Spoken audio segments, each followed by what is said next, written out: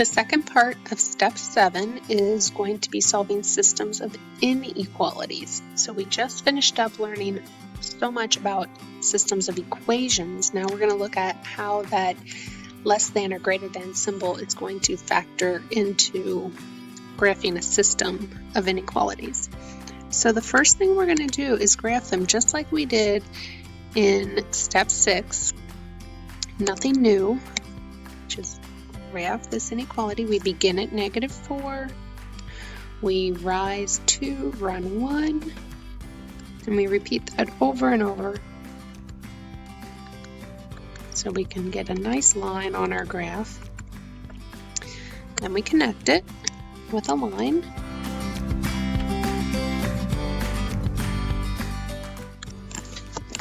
As neatly as possible, because where we're going next in step 8, we're going to want to make sure we can graph these systems absolutely precisely as possible. All right, that is going to be a dashed line because it is greater than.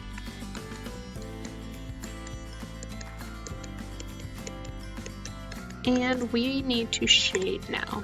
So I'm going to grab my highlighter, shade above the line, or use a test point. Is 0 greater than -4? Yes, when I put 0, 0 in. So I shade above.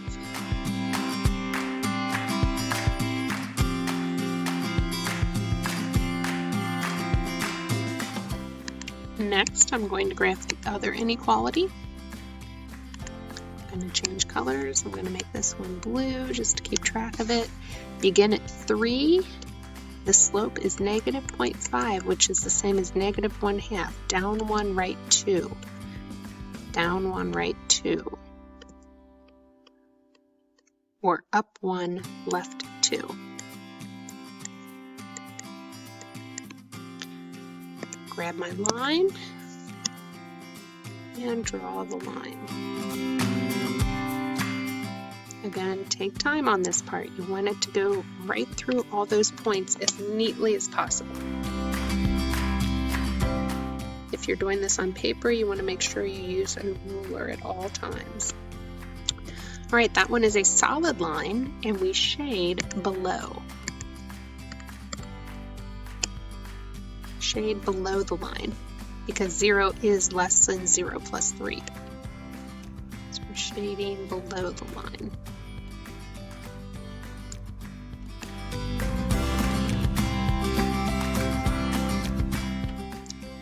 Alright, once we have both of them on here, the solution is going to be the entire region that's kind of like a darkish blue or a purple color. This region over here. Here's my pink region, this is the white region, this is the blue region, and this is kind of the purple colored region. Every point in this region is a solution to the system. The system. It has to solve both the pink and the blue shading. Go ahead and pause your video and try the next example. Alright, once you've graphed it, you will probably notice that there is no overlap section. So there is no point that solves both inequalities. So our answer for this problem would be no solution. If these symbols had been reversed, and the first red inequality was shaded below and the blue was shaded above, we would have this overlapped region right in the middle.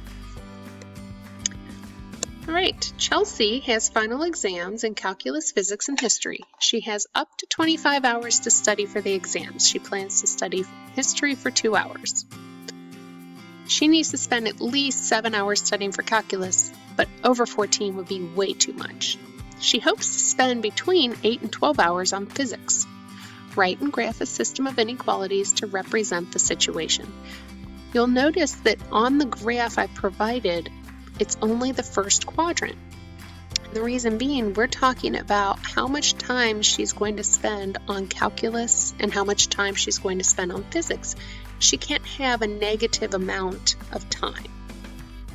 She can't spend -2 hours on calculus, for example. So I'm going to label my x-axis calculus, I'm going to label this one physics. All right. Again, you can use X and Y if you prefer. X would be the number of hours she spends on calculus, and Y would be the hours she spends on physics. In fact, we should put those units on here, talking about hours. I prefer to use C and P though. So she has up to 25 hours. So if she takes her calculus hours and her physics hours, she can be less than or equal to 25. That's what this part means right here. She has up to 25 hours to study for all 3 exams, but she plans to study history for 2 hours. So we're going to take away 2 of those hours. Calculus and physics cannot exceed 23 hours total then. When I count calculus and physics, it must be less than or equal to 23. I also know she needs to spend at least 7 hours for calculus, but 14 is too much. So that tells me that calculus has to be less than or equal to 14, but she needs to spend at least 7 hours. So 7. It has to be between 7 and 15 hours. And then our last little bit of information here that we have, she hopes to spend between 8 and 12 hours on physics. 8 less than or equal to P less than or equal to 12. So now we're just going to graph all 5 of these inequalities.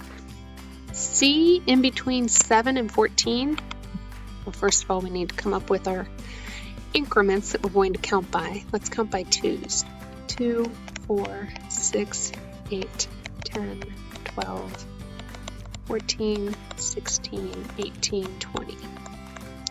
And same on this side. 2, 4, 6, 8, 10, 12, 14, 16, 18, 20.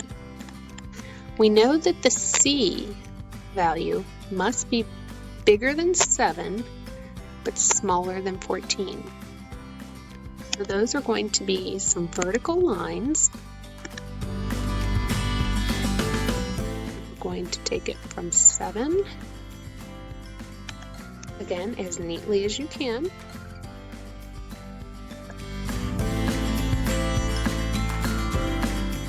All the way up to 14.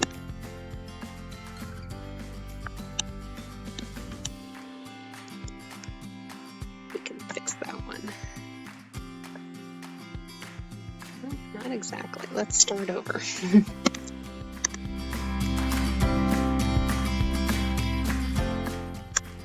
I know it can be tricky to graph lines on your tablet. Just take your time with them. Make them as neat as you can.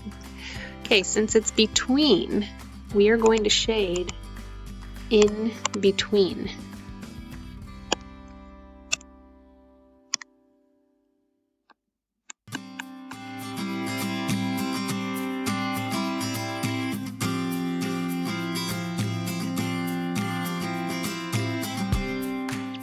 And again, take your time with this part because you need to keep things neat.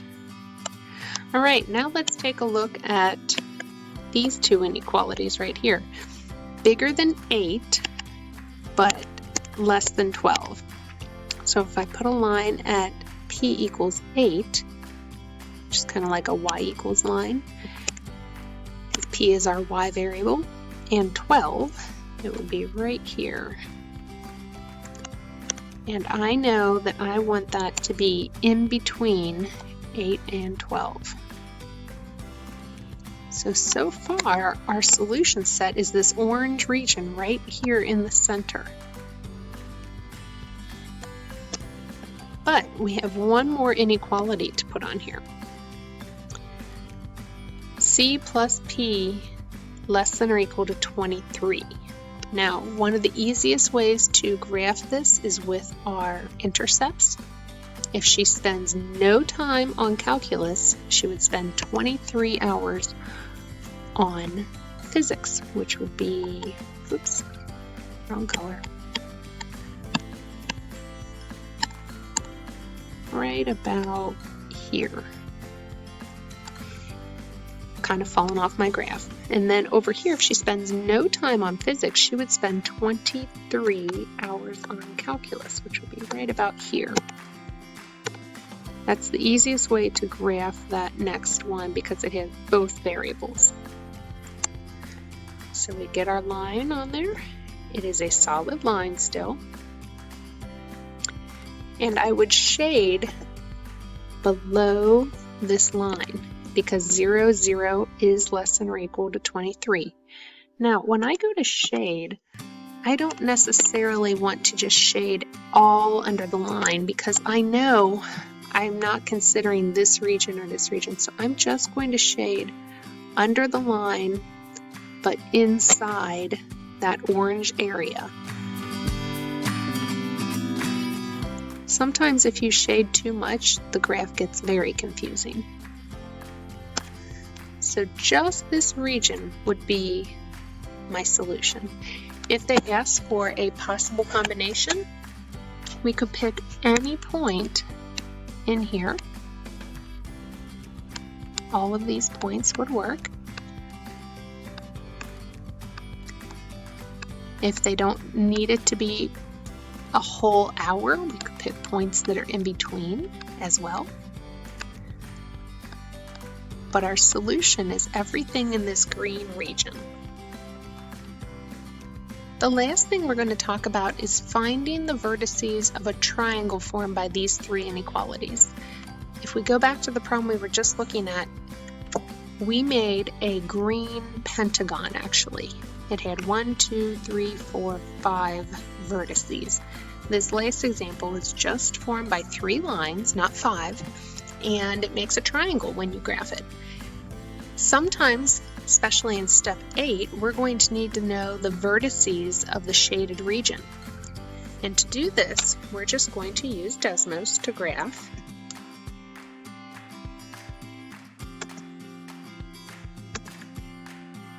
Split my screen. All right, we'll start with the first inequality. Y is greater than or equal to 2x minus 8. You get your line graphed. It's a solid line, shaded above. Then we would shade the next line and graph it. And finally, we'd graph and shade our third line. And when we look at them all together on the same graph, you can see this triangular region. Now, the only way to find where these intersect is to, one, look at the graph. Sometimes you can tell exactly where they intersect. For instance, right here, this point where the red inequality and the green inequality intersect is 0, -8. This point right here is also very easy to see. That's -4, 7. This point is not so easy to see. And if we want the exact number, we would have to use our system of matrices to solve, to find out where they intersect. We would kind of stop treating them like an inequality and treat them like the equations again. So going back, the points that we definitely know are -4, 7, and we have this point down here, 0, -8. But the third point, 6.22 and 4.44. But notice that is the intersection of the red and the blue inequality. The red and blue inequality. So our blue inequality is right here. And our red inequality, according to our Desmos graph, is the first one. So if I want those exact coordinates, not just a rounded decimal, I would need to take these. I'm going to subtract 2x, and I'm going to also add 1/4 x, so that I have my red line and my blue line. Now, They aren't officially in standard form, but we have x's, y's, constant. And that's all we need to put them into a system, into a matrix. So -2, 1, -8, 1/4, 1, 6. Let's go back to our matrix. Again, to get there, we go to desmos.com/matrix. And we want a new matrix. We want it to be 2 rows, 3 columns, -2, 1, -8, and on the bottom, 1/4, 1, 6. And again, when I reduce this to reduced row echelon form for matrix A, oh, I get the same numbers. I was afraid of that. Well, we could also solve it with substitution and elimination to avoid that, or we could convert these repeating decimals into a fraction, just like that. So we know that the other coordinates, the third coordinate, is going to be 56/9, comma, 40/9.